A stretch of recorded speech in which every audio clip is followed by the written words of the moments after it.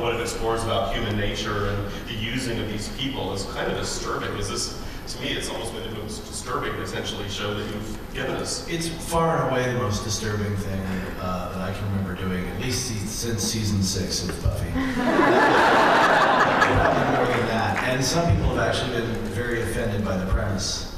And I don't necessarily think they're wrong. I think that everybody's going to bring a different point of view to this and stress different parts of it. I went for something that is very dark, but I took it out of the real world into the slight sort of 5 minutes in the future sci-fi so that I could deal with it in a way that is not, the same. I'm not going to make a show about, the state of, trafficking and something like that. It's the most appalling thing that is going on this planet. But there is a structural similarity to that. But what I'm going for is something that is the same as what I was going for the other shows, which is really just take the premise and then unravel the people within it. Just sort of beat them up, put them through their paces, question everything we believe about them. And in this sense, it is like the other shows. It definitely has a darker tint. But for me, my hope is that people will see something appalling and find something beautiful in it, and vice versa. And that the audience, and this is something that I revered in Hitchcock, the audience comes away as unclean as the people in the show. Everybody is compromised, including this heroic man. And that to me is an important statement. People can accept that there are two sides to everything they're seeing when they're seeing the whole show. But if they only see one side, it's not like they're not. What they're seeing isn't there.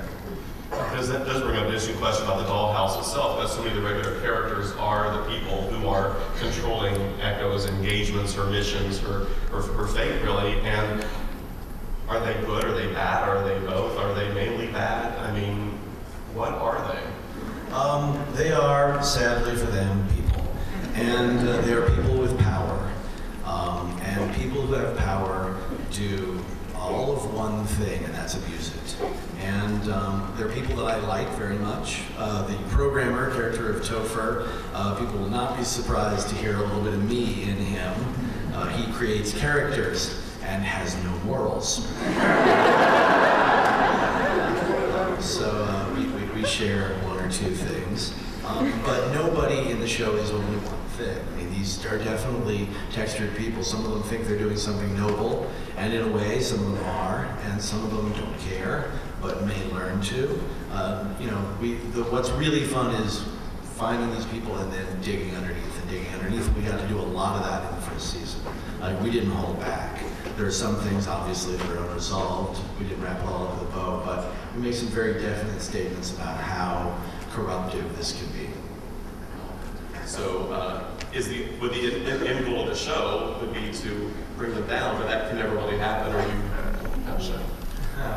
Yes. Somebody asked me, why do things go wrong in the Dollhouse every week? It seems like it's not very well run. So, we didn't have a show. Why do people get murdered around Angela Lansbury?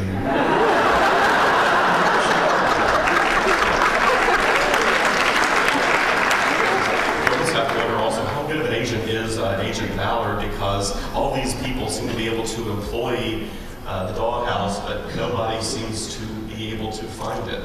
It gives us so rich and powerful. Yeah. A lot of money. So it only caters to the very rich, very elite group of people. Powers that be, politicians, and they obviously... And they are the villains of this piece. Well, they obviously want to keep it as hush as they can. I mean, this information coming to light would be very damaging to them. So in some ways, the clients are among the worst people in the show, maybe. A lot of them are, but not all of them. Some of them are just lonely and strange. Somebody else wrote those characters. Probably Jane Espenson. All that stuff. All of them come into it with, knowing that they're doing something illegal. And much of what she's done, except for there are some, what we refer to as pro bono works, where they'll just send her off, or the other actors off, just to help people in dire times, just to be that person in their life that they need. And some of the people hiring them are misguided, but not terrible. And one of the key episodes. For us, really the episode around which the whole thing revolves is episode 6. And it involves Paul Ballard getting a little bit closer and meeting a client and finding not what he expects. And it's a way of getting everybody's perspective on what's going on. But yeah, are they wrong and bad? Yes, but is it only that? No. There was also a lot of attention paid during the birthing pains of this show that we made the pilot for Fox and all of that. Was this an unusually rough creative process, or was it just unusually intensely covered and analyzed by the blogosphere? Or both? You may have read a thing or two. It was definitely analyzed. It was not unusually tough. It was tough in an unusual way. Because the subject matter is so very delicate and very touchy and very potentially creepy, and which is good when you want it to be creepy, but you have to make sure that you're not just objectifying a bunch of people and then saying, no, but we're talking about it, so it's okay, let's objectify them more. It's a very fine line. That's why I asked Liz and Sarah, Liz Graff and Sarah Fain to run the show with me, because I wanted to make sure somebody with a real perspective had my back. But the difficulty wasn't the same as any of the other shows. Every show has had a difficult birthing process. The difficulty here was simply that I got so turned around during the process of the network trying to find out what they were comfortable with and how they wanted presented, that there was a period where I was like, I don't know what the show is. And it hasn't even aired yet. Now, I never knew what Angel was, and we did fine for 5 years.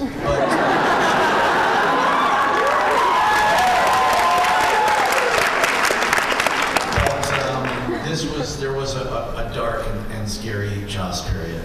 And that's something that that's really a very personal thing, and by that I mean I take it out on my staff and my assistant all the time. We're all gonna die, there's no show. We just kept slogging through, and then we found it. We not only found the show that we were excited about making and that the network was excited about airing by incorporating some of their notes and by upping the ante in terms of the thriller aspect a lot, but the show actually ends almost exactly the way we had intended for it to end this season. At the end of 13? Yeah, the last couple of episodes were ones that we had dreamed of when we first dreamed of the show.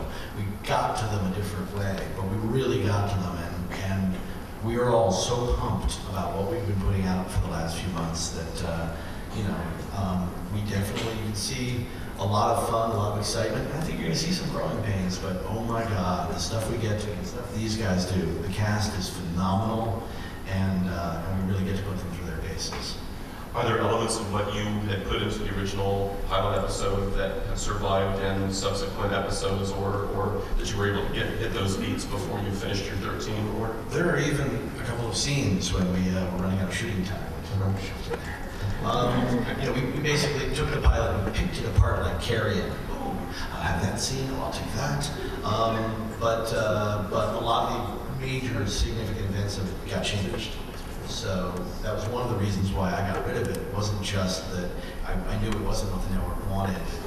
By the time we got around to saying, well, where does this fit in the series, I said, I don't want to do some of this stuff. I actually want different things to happen to the characters.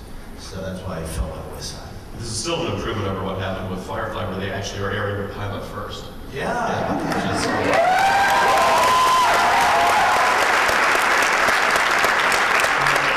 For me personally, it's been rough because of that sense of having the ground not underneath me. I've always known with Firefly, the fight was completely external. I knew exactly what the show was. And with Dollhouse, there are so many ways to come about it that I got a little blindsided, but the relationship with the network has been completely different. They've been completely honest, they've been totally supportive, except for the things they don't like, which I've explained very clearly, and we've gone back and forth with. It's been a real collaboration. It's been just a much better experience in that sense. These guys at the network, they know what they want, and when they moved me to Friday nights, that was completely different as well. That was, look, we know this is about these guys, it's about getting the word out, it's about people falling in love with this world and the characters, it's about slow growth, it's about the kind of numbers you do on a Friday night. It's not about, you don't have to, it's not opening